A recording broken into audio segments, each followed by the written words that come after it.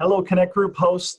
We have the sermon discussion guide for this week, our Moving Mountains series, part 8, with Pastor Ben Bright, who today talked about prayers that refresh our soul. And so we have the sermon discussion guide. This is a quick overview of that. We start off with a simple icebreaker for fun. It says, what is your favorite activity, non-spiritual, to do that helps you to relax and feel refreshed? And so I put the words non-spiritual in there just to kind of counter maybe the super spiritual person who'll let everybody share and then say, well, I get refreshed by praying, or I get refreshed by reading my Bible and worshiping. And while those things are 100%, great ways to get refreshed, we want to give kind of just a practical question here. Just what are some things you do practically to feel relaxed and feel refreshed, because we're going to talk about the spiritual ones. Then open with a short prayer. And then you can open up reading out loud Colossians 3:14 through 16 in our soil format there. And there is a clip of Pastor Ben. If you guys are watching clips together, there is a sermon discussion clip of Pastor Ben talking, sharing a great story, and also reading there Colossians 3:14 and 16 again, with the first question there being, what picture do you see when you hear clothe yourselves in love? So we just want to get people talking about that scripture passage and thinking about the language there.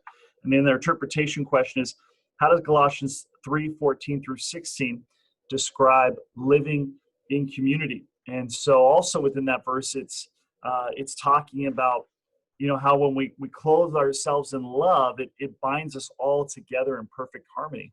And so how does clothing ourselves in love, how does that describe what it looks like for us to live in community together as believers?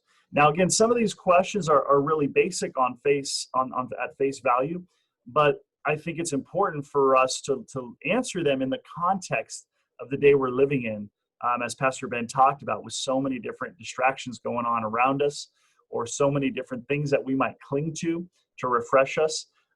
It's important to ask these questions of ourselves in this context, this day and age, which leads us to the life application, which really points to this. We can read out loud to our group, having Jesus in my heart fills me with peace.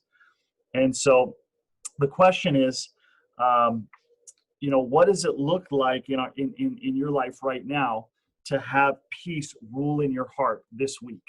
So thinking about your life right now, what does it look like for peace to rule in your heart this week?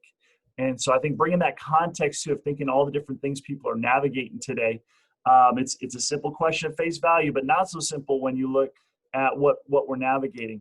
And it's important to give people space to think about that and discuss that. And so with that, you can wrap your group up in prayer.